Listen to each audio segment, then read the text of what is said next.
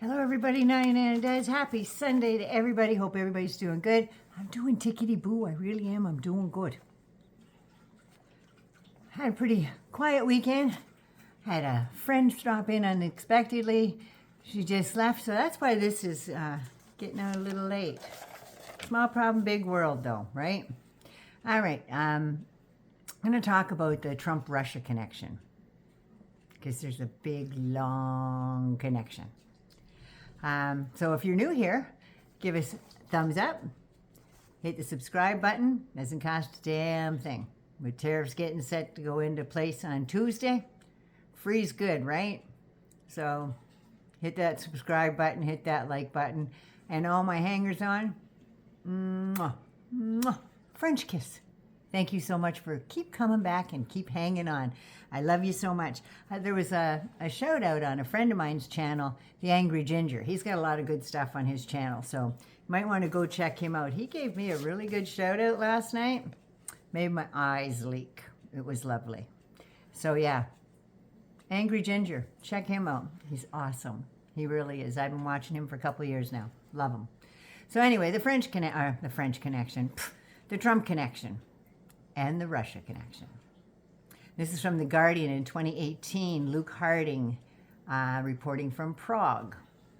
Now, in files that were declassified back in 2016, it shows that the KGB spies and Czech spies were closely monitoring Trump and his wife at the time, Ivana, as far back as 1977 when they first got married. The surveillance ramped up in the 80s, but Ivana's own father helped get all the intel on the Trumps, under duress, mind you, because there was some threats made that if he didn't toe the line, she wouldn't be allowed back in the country to visit, and he wouldn't be allowed out to go see her.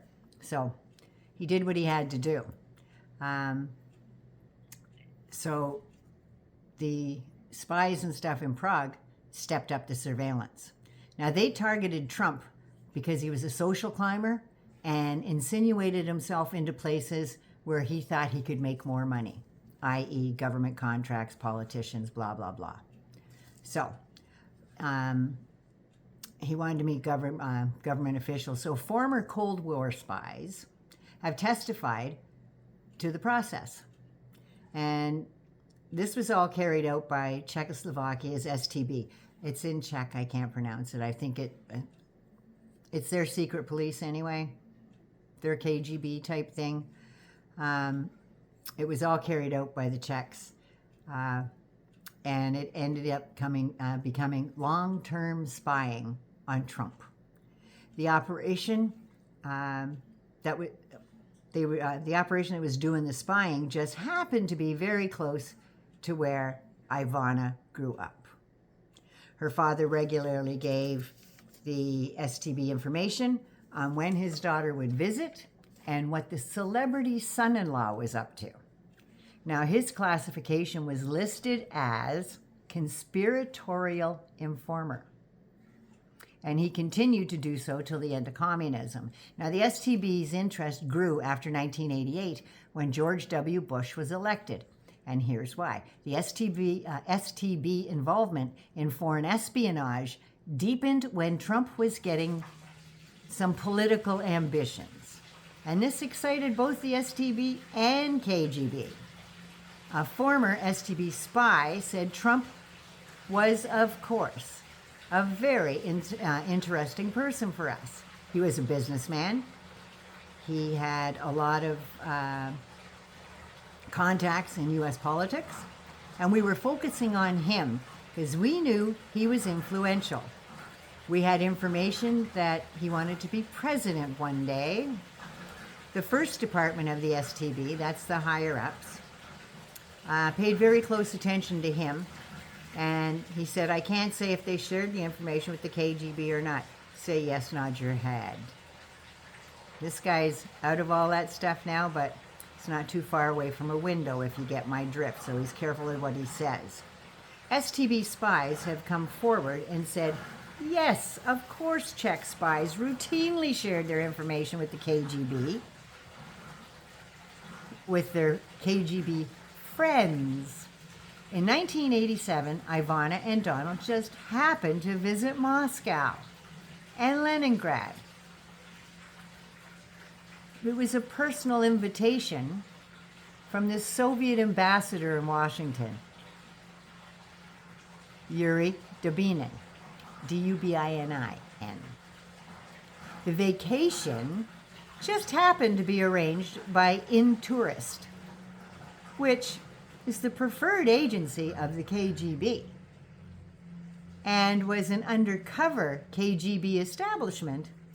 And as soon as he returned to the USA from Moscow, Trump all of a sudden announced that he might run for president. Do you think they had a little chat with him while he was over there? Now, just before the 1988 election, Ivana visited her father in Czechoslovakia. And she told her father, confidently, that Bush would win the election, and her daddy swiftly booted it up the road to tell the STB. The outcome of the election confirmed the veracity of this information. STB field agent Lieutenant Peter Surig, in a documentary dated January 23rd, 1989, and the document was marked as secret, because we all know Trump likes those secret documents. Well, he has a whole file on him. The prediction came from the highest echelons of power in the United States. How did they know? There's a mole. Ivana was not only a well-heeled U.S. citizen, but she moved in the very top political circles. Spy agencies in different socialist capitals grew more interested. The more Trump delved into politics, the more interested they became in him and his family.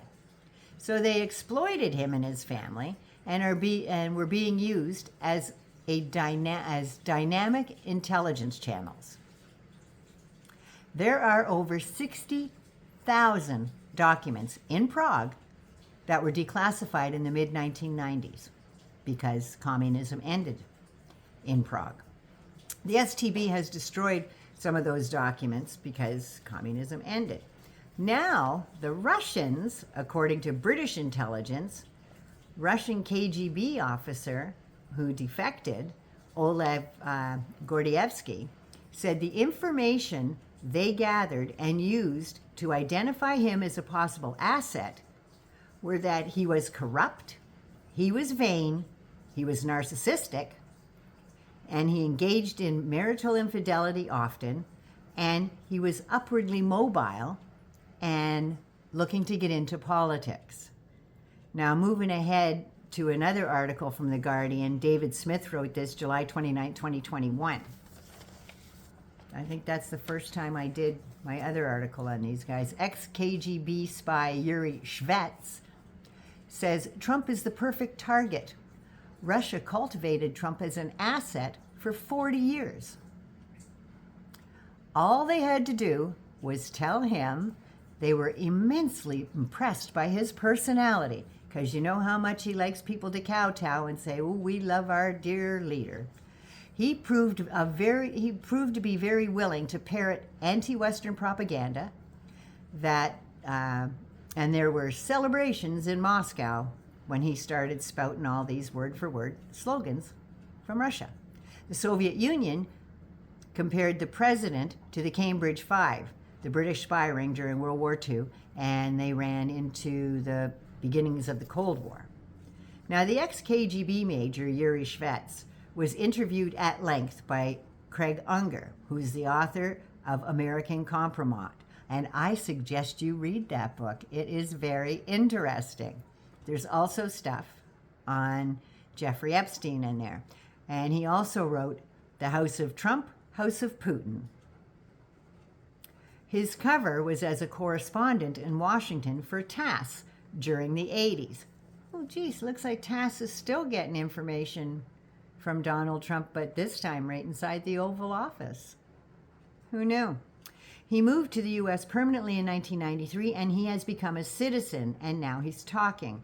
Now, after marrying Ivana in 1977, he bought his first big property and development in 1980 or 81, I'm not sure which, but anyway, it was the Grand Hyatt in New York City. and he furnished it with 200 television sets from Joy Lund Electronics on Fifth Avenue. Now, the funny thing about Joy Lund is it was controlled by the KGB, and the salesman, Simon Kislin, worked as a spotter agent who identified Trump as a potential asset. He was fed flattery by the shovelful and said he was so impressive that he should go into politics. This is called the charm offensive by the Russians. They decided through many contacts with Donald Trump that he was extremely vulnerable intellectually, meaning he was fucking stupid, and intellectually and psychologically, and prone to flattery. Don't we all know that? And the KGB exploited that to the hilt.